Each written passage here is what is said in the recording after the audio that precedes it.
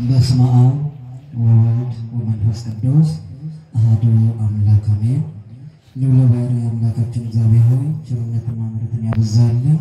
በዚህ በይቅርታ በምሕረት አደባባይ ተሰብስበን እንድናመልክ እንድናመሰግን ይረዳል። የቅዱሳን አባቶቻችን አምላክ የኛም አምላካችን መምህራችን አባታችን እግዚአብሔር ሆይ ከምድር እስከ አርያም ድረስ በፈጠርከው ፍጥረት ሁሉ አንደበት ስም የተመሰገነ ይሁን። አምላካችን እግዚአብሔርን ስንጠራ የማንተዋት ስሟን ጠርተን የማንጠግባት የባሕርያችን መመኪያ አለታችን እናታችን ድንግል ማርያም ስሟ ይክበር ይመስገን። ቅዱሳን አባቶቻችን ክብር ምስጋና ይድረሳቸው። እንዲሁም ቅዱሳን መላእክት ክብር ምስጋና ይድረሳቸውና እግዚአብሔርን የምትወዱ እግዚአብሔርን የሚወዳችሁ የእግዚአብሔር ወዳጆች የድንግል ማርያም የአስራት ልጆች ክቡር አባታችን መልአከ ምሕረት ስዩም ያለው ቤተክርስቲያናችን ዋና አስተዳዳሪ ክቡራን አባቶችን ካህናት መምህራን ወንድሞች ዲያቆናት ምእመናንና ምእመናት አባቶች እናቶች ወንድሞች እናቶች ሕፃናትን ጭምር በዚህ ቅዱስ ቦታ እግዚአብሔርን አምልካችሁ በረከት አግኝታችሁ ለመሄድ የተሰበሰባችሁላችሁ በልዑል አምላካችን በመድኃኒዓለም ክርስቶስ ስም እንደምን አደራችሁ እንደምን አረፈዳችሁ እንደምን አላችሁ? አሜን። እግዚአብሔር ይመስገን ብለን እንድናመሰግነው አንደበታችን ለምስጋና ያዘጋጀ የምስጋና ባለቤት የአባቶቻችን አምላክ እግዚአብሔር በድጋሚ ስሙ የከበረና የተመሰገነ ይሁን። አጠር ያለ ትምህርት እንማማራለን እንደ እግዚአብሔር አምላካችን መልካም ፈቃድ። ዛሬ የምንማማርበት የትምህርታችን ርዕስ የሚሆነው በቅዱስ ጳውሎስ መልእክት በዚህ ለዕብራውያን በጻፈላቸው መልእክቱ ምዕራፍ 2 ቁጥር 4 ላይ ያለ ኃይለ ቃል አንስተን እንማማራለን።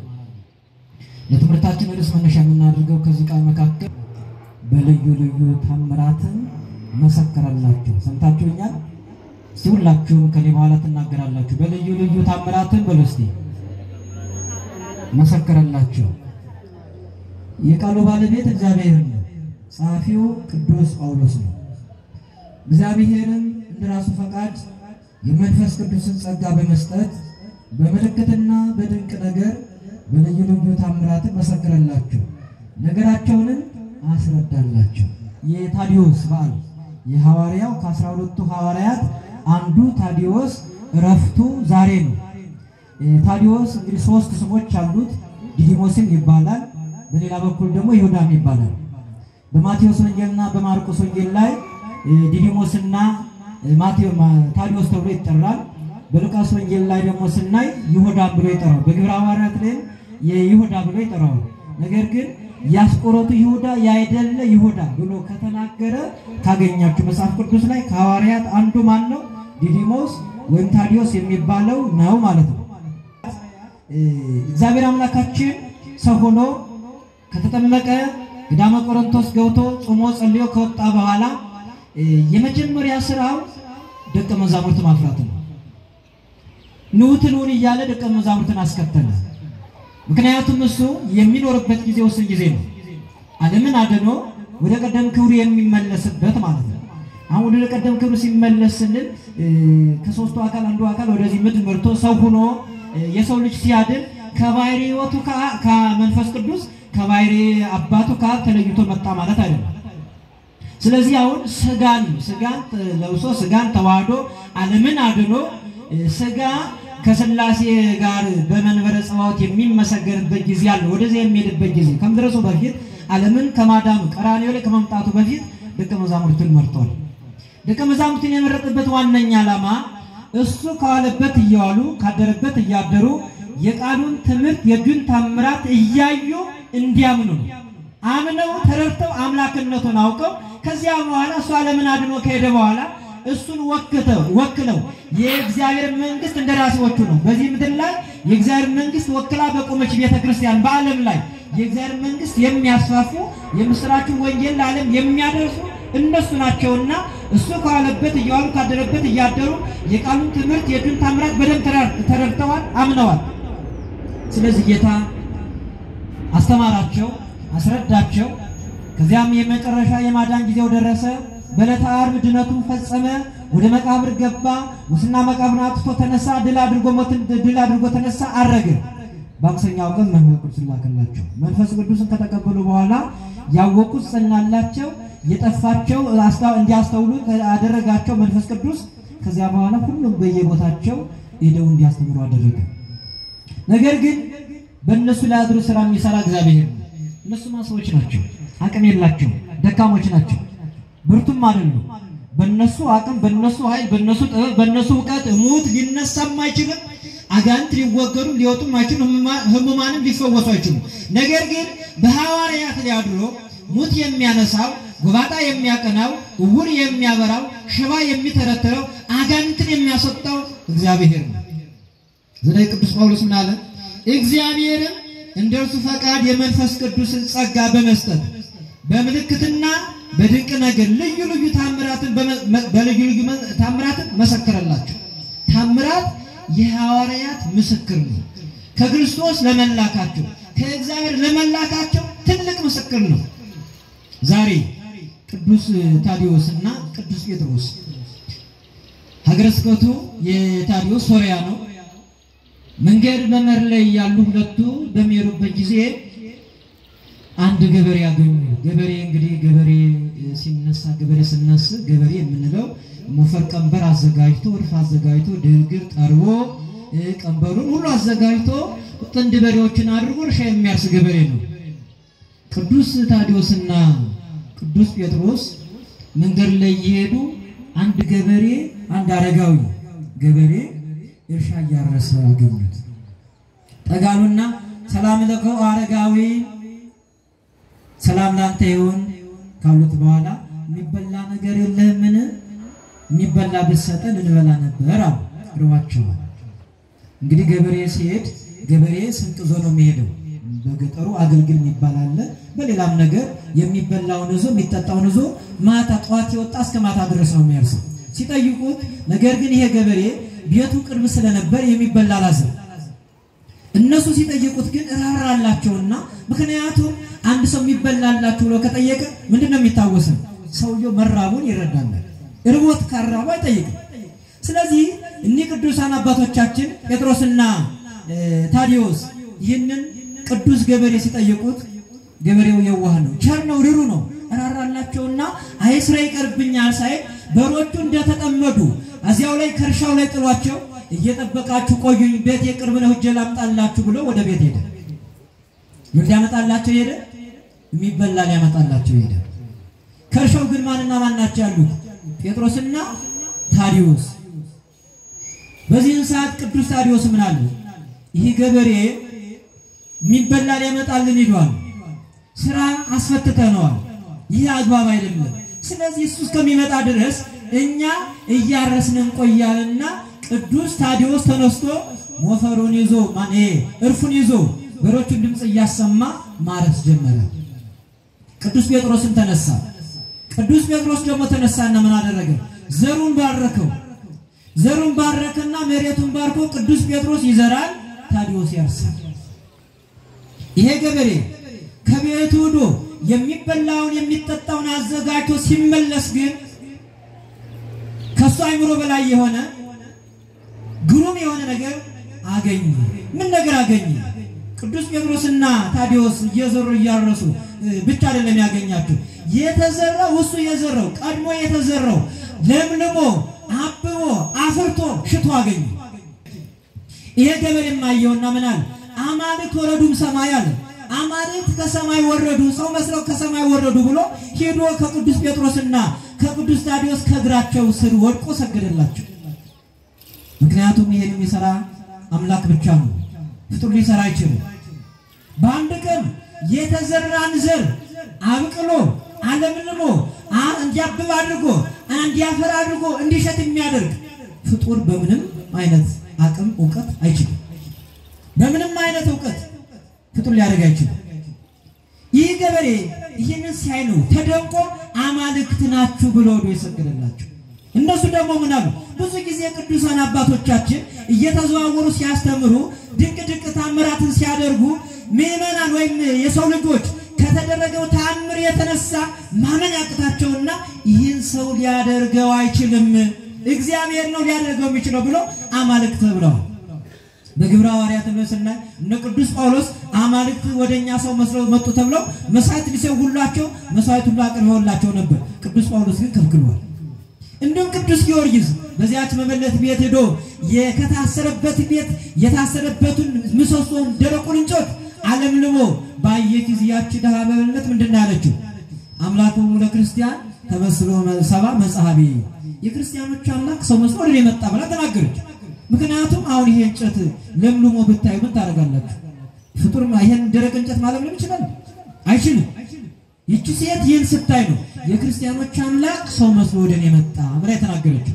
አሁንም ይሄ ገበሬ ያ በዘር ወቅት በምን አይነት ነገር ነው? በምን ጊዜ ነው? ጊዜ ያለው እኮ የዘሩ ጊዜ ያለው ዘሩ ወደ መሬቱ ገብቶ ፈርሶ በስሶ ህይወት አግኝቶ ነው የሚነሳው። ከሳምንት በኋላ ነው የሆነ በቅሎ ትንሽ ነገር የሚያሳየው ጊዜ ያለው። የልምላሜም ጊዜ ያለው፣ የአበባም ጊዜ ያለው፣ የፍሬም የሸትም ጊዜ ያለው። ይሄ ግን ያለ ጊዜው የመጣ ተአምር ነው። በዚህ ሰዓት እሱም ሰገደላቸው ሄዶ እነሱም እውነቱን ተናገሩ። አማልክት አይደለንም፣ ዓለምን ፈጥሮ የሚገዛ ዓለምን የሚያስተዳድር የሰው ልጆችን ለማዳን ሰው የሆነ ከሦስቱ አካል አንዱ አካል እግዚአብሔር ወልድ ሰው ሆኖ ዓለምን አድኗል።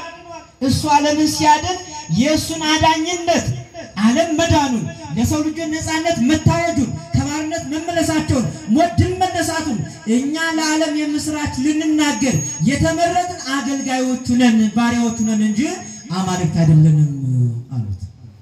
እሱም ደስ አለው። በቃ ሄድን ወደ ቤት ሄድና ከቤት ቤትን አዘጋጅልን እግዚአብሔር እስከሚጠራን ከዚህ ቦታ ውጡ እስከሚለን ድረስ ካንተ ቤት እንቆያለን ብለው እሱን ነገሩት። ደስ አለው። እሸቱን ቆረጠ። እሸቱን ተሸክሞ በሮቹን እየነዳርፍና ቀንበሩ እሸቱን ተሸክሞ ሲሄድ የሚያው ሰው ደንግጥ እንዴ አንተ የታገኘው የኔ እሸት? እኛም ብለደው ዘር ተሸክመን ነው ዘር ወስደን ዘርተን ስነት ተሸክመን ዘር እነዳለን ተሸክመን ስንመጣ ዘርተን ባዶ ማዳበሪያ ነው ዘር የምንመጣው። የታገኘው እሸቱ የት መጣ ንገረን አሉት። ዝም ብሏቸው ገባ ወደ ቤት ገባ። ቤቱን አዘጋጀ። እነሱን ለመቀበል የተቻለውን ሁሉ አደረገ። ሰዎቹ ግን ጠጋ ብሎ ጥያቄ አመጡ። እውነቱን ንገረን፣ የታገኘው የእሸት የት መጣ? አንተ ጧት እንደኛ ዘር ተሸክመን የወጣኸው አሁን ግን እሸት ተሸክመ መጣህ። የታገኘው የት መጣ? ማን አደረገው ብለው ጥያቄ ጠየቁት። እውነቱን ነገራቸው። እኔ አላውቃቸውም። ሁለት ሰዎች መጡ። ምግብ እንድሰጣቸው ነገሩኝ፣ ጠየቁኝ። ነገር ግን ስላልነበረኝ ወደ ቤት የመጥቼ ምግብ ልወስድላቸው መጣሁ። ስመለስ ግን እርሻውን እያረሱ ዘር እየዘሩ እንዲሁም የተዘራው አሽቶ አገኘሁት።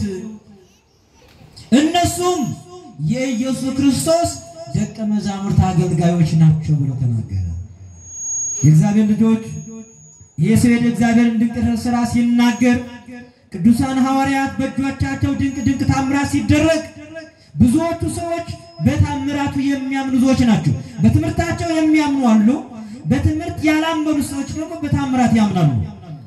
ለዚህ ነው በትምህርታቸው ነው ሲያነሳለው መንፈስ ቅዱስ የመንፈስ ቅዱስ ጸጋ ተሰጥቷቸው እግዚአብሔር በእነሱ ላይ አድሮ ድንቅ ሥራቸው በልዩ ልዩ ታምራት የሚመሰክርላቸው።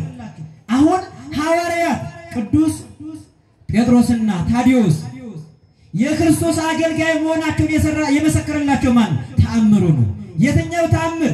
ያ የተዘራው ዘር በቅሎ ዓለምልሞ አብቦ አሽቶ መገኘት። ይሄ ተአምራት የነሱን ተላኪነት የነሱን የክርስቶስ አገልጋይነት የነሱን እውነትነት የእግዚአብሔር አምላክነት በትክክል ያስረዳላቸው ተአምራቱ ነው። ነገራቸውን ማስረዳላቸው። በዚህ ሰዓት የእግዚአብሔር ልጆች የጽድቅ ተቃራኒ የመልካም ነገር ተቃራኒ የሰው ልጆች እንዲድኑ የማይወድ የሰው ልጆችን በባርነት ውስጥ ጥሎ መኖር የሚፈልግ ሰይጣን አለ። ሰይጣን በዚህ አካባቢ ያሉትን ሰዎች ልባቸውን አጨከናቸው። እነዚህ ሰዎች ከመጡ የእናንተ አማልክት ይቀራሉ፣ እናንተ ወደ አማልክት ወደ ጣዖት ሄዳችሁ መስገዳችሁ ይቀራል፣ ለዚያ መስዋዕት መሰዋታችሁ ይቀራል። ስለዚህ እነሱን ይዛችሁ ግደሉ የሚል ክፉ መንፈስ በልባቸው አሳደረና አነሳሳቸው። ግማሾቹ እንግደላቸው አሉ። ግማሾቹ ደግሞ ምን አሉ? አይ አንችልም፣ እነሱን አምላካቸው ይረዳቸዋል፣ ሲሞቱ ያስነሳቸዋል፣ እንዲሁም ከመሞታቸው በፊት እነሱን ሊያጠፉ የሚሄዱትንም ቀድሞ ማጥፋት ይችላል አምላካቸው። ስለዚህ አንችልም ማጥፋት አሉ። በሐሳብ ተለያዩ። ምን እናድርግ? መቼም ሴት የማያስተው የለም። ጥሩ መልካም ደምግባት ያላት ሴት እንምረጥ፣ በሷ በኩል እነሱ ልናስታቸው እንችላለን አሉና መልካም ሴት ተመረጠች። ከዚያ በኋላ እሷም ደግሞ ራቁቷን ተጋልጣ ለዝሙት ተጋልጣ መንገድ ላይ እነሱ በሚገቡበት መንገድ ተቀመጠች። የእግዚአብሔር ልጆች እውነት ሴቶች የጽድቅ እንቅፋቶች ናችሁ እንዴ? ናችሁ አይደላችሁ? የእግዚአብሔር ልጆች የሚገርመው ይቺ ሴት ለጽድቅ እንቅፋት ሆና መንገድ ላይ እንድትቀመጥ ተደረገች። ዛሬም አንዳንድ አይጠፉም። የእግዚአብሔር ልጆች ሴቶቻችን ናስተው የእግዚአብሔር አካላችን ውበት የእግዚአብሔር ስጦታ ነው። መወደድ የእግዚአብሔር ስጦታ ነው። አካላችን ይመርብንም አይመርብንም አፈር ነው፣ ጭቃ ነው። ነገ ወደ አፈርነት ይመለሳል። የኛ ውበት የኛ ደምግባት ምንም እግዚአብሔር ፊቱን ከዞረ ማዳኑን ካነሳ የኛ ውበት የኛ ደምግባት በበሽታ የሚለወጥ በረሃብ የሚለወጥ በሞት የሚለወጥ ይፈራሽ በስባሽ። ስለዚህ በዚህ በሚፈርስ በሚመሰብስ አካላችን ኃጢአት እንዳንሰራበት በሚገባው እግዚአብሔር ባቀደልን በሰራልን ሕግ ጸንተን ልንኖር ይገባል። ይቺ ሴት የተመረጡትን የእግዚአብሔር ልጆችን ለማሰናከል መንገድ ላይ ወጣች። ግን ይቻላል እንዴ? ሰይጣን ያልወረወረው ጦር የለም፣ ያልመዘዘው ሰይፍ የለም። የእግዚአብሔር ልጆች ለማሰናከል የእግዚአብሔር መንግስት ለማጥፋት የእግዚአብሔር ስም በዓለም ላይ እንዳይጠራ ለማድረግ ሰይጣን ያልመዘዘው ሰይፍ የታለ? ያልወረወረው ጦር የታለ? ነገር ግን አይችልም።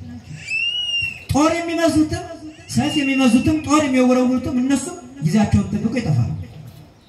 ይሴት ወጣች። ሰዎቹም ያሉ ሐዋርያት መጡ። ወዳጄ እነሱ እኮ ዓለም አይደለም የሚታያችሁ፣ ጊዜያዊ ዓለም አይደለም የሚታያችሁ፣ ዘላለማዊ ዓለም ነው። እነሱ ክርስቶስ ሲያርግ ሁለንተናቸው አብሮ አድርጓል። ከዚያ ጊዜ በኋላ እነሱ ሰማያዊ ናቸው፣ ምድራዊ አይደሉም። ሐሳባቸው ሰማያዊ ነው፣ ስራቸው ሰማያዊ ነው፣ ንግግራቸው ሰማያዊ ነው፣ ህይወታቸው በሙሉ ሰማያዊ ነው። ከእግዚአብሔር ጋር ነው ያለው አብሮ። በምድር ያለው ውበት አይታያቸው፣ የሰው ውበት አይታያቸው። የቅድስና ውበት ብቻ ይታያቸዋል እንጂ የሥጋ ውበት አይታያቸው። የኃጢአት ምንነት ለነሱ ኢቨንት ነው። ለነሱ የሚታያቸው የጽድቅ ውበት። ምዕመናን በጾም በጸሎት ተወስነው በቅድስና እይተው ሲያዩአቸው እጅግ ደስ ይላቸዋል። እንደም ወደ እነሱ ቤት ገብተው ቤታቸውን ባርከው መውጣት ይፈልጋሉ። ከነማን? በጽድቅ ውበታም ከሆኑት ምዕመናን፣ በጽድቅ ከተዋቡት፣ በቅድስና ከተዋቡት ምዕመናን ቤት አባቶቻችን መግባት ይፈልጋሉ። የሥጋ ውበት ለነሱ ኢቨንት ነው። ቅዱስ ታዲዮስ ጴጥሮስን ማዩን አዘኑ። ጌታ ሆይ አሉ፣ ይቺ ሴት ለጽድቅ እንቅፋት ሆና ነው የቆመችው። ስለዚህ አንተ ድንቅ ታምራት ይገለጥ። የኛን ተላኪነት እውነተኝነት ለዓለም ብለን ሳይሆን ለአንተ ብለን እስከ ዓለም ዳርቻ መላካችን ዋጋ መክፈላችን ዓለም እንዲያው ይችም ሴት እንድትረዳ ይችንም ሴት ለዝሙት ያጋለጡ ሰዎችም እንዲያምኑ አንተ ስራን ስራ። ይቺ ሴት በንፋስ ተሰቀለች። ንፋስ አነሳትና ከምድር ከፍ ብላ ተሰቀለች። አሁን ከዚህ ላይ አንድ ሰው የሆነ ነገር ዕቃ ቢሰቀል እንጨት ካልሆነ መሰቀላችን ማለት ነፋስ ግን ወጥሮ ይችን ሴት ገተራት፣ ቆመች። ከመሬት ከፍ ብላ የተሰቀለችበት እንጨት የለም፣ የተንጠለጠለችበት ምንም ነገር የለም። የእግዚአብሔር ኃይል ግን በንፋስ አውታር ገትሮ አቆማት።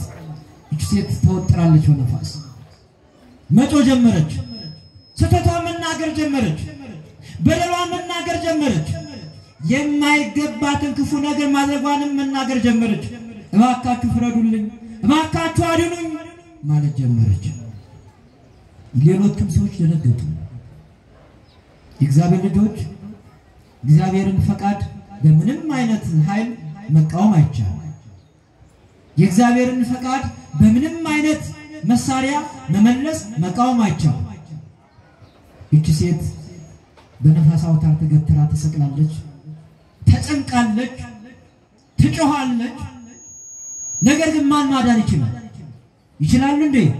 እነዚያ ሰዎች መጥተው እባክሽ መንገድ ላይ ሆነሽ ተቀምጠሽ አሰናክያሏት የሉም ማዳንም አይችሉ ማን ያድናት ታዲያ ማን ያድናት እግዚአብሔር ያድናታል ጮች ተጸጸተች አለቀሰች አነባች እባካችሁ ፍረዱልኝ ይቅርታ አድርጉልኝ ተሳስቻለሁ በተሳሳተ መንገድ ነው የመጣሁት የቆምኩት እባካችሁ ቅዱሳን ሐዋርያት ርሩ ናችሁ አምላካችን እግዚአብሔር ርሩ ነው እግዚአብሔር በተለያየ ምክንያት ሰዎች እንዲመለሱ እንዲጠፋ አይፈልግም ይችን ሴት አወረዷት ከተሰቀለችበት ወረደች እንደወረደች ግን እንባዋን እያፈሰሰች እያለቀሰች ከጫማቸው ስር ጋር ወደቀች ይቅርታ አድርጉልኝ ከእግዚአብሔር ጋር አስታርቁ አጥፍቻለሁ ተሳስቻለሁ ቅዱሳን አባቶቻችን ምን አሏት አንቺ ባላወቅሽ ነው ያደረግሽው እኛን የተረዳሽ እንደ ሰዎች ነው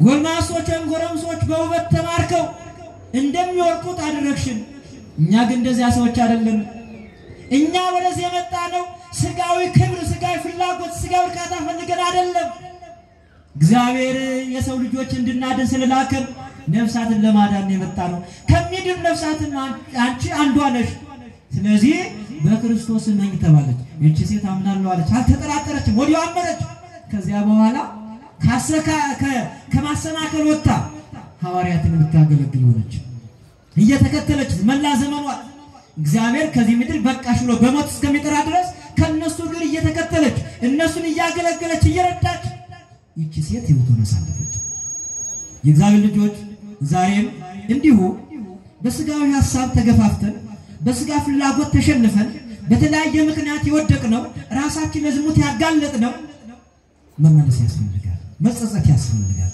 ካልተመለስ ካልተጸጸት በህይወታችን ሁሉ መከራ ይገጥመናል በስጋችን በነፍሳችን ሞት ይጠብቀናል በነፍሳችን በስጋችን እንቀጣለን እረፍት የሚባል ነገር አናገኝም ምክንያቱም የሰው ልጅ ብዙ ጊዜ ለመብል ለመጠጥ ለዝሙት ራሱን የሚያጋልጥ ለጊዜያዊ እርካታ ነው ብዙዎቹ ቶቻችን ዓለምን ለመግፋት ኑሮን ለማሸነፍ አካላቸውን ሽጠው የሚኖሩ ሰዎች አሉ ግን እስከዚህ ድረስ ያደርስ ነበር በዚህ ዓለም ለመኖር ሌላ ስራ ጠፍቶ ነው ስራ ጠፍቶ ነው ለምን በቤት ሰራተኛ መሆን አይቻልም እንደው እውነቴን ነው የምነግራችሁ እግዚአብሔር ምስክሬ ነው ገላቸውን ሽጠው ከሚያድሩ በረንዳ ላይ ቢለምኑ አይሻላቸው ክብራቸውን እንደያዙ ስመ እግዚአብሔር ቢጠሩ አይሻል ምን ሆናችሁ ነው ህይወት አስገድዳል እግዚአብሔር ልጆች ስገበት አላፊ እንዲያብሎም እኮ አይሞላም ሞራላቸው ወድቆ ደቆ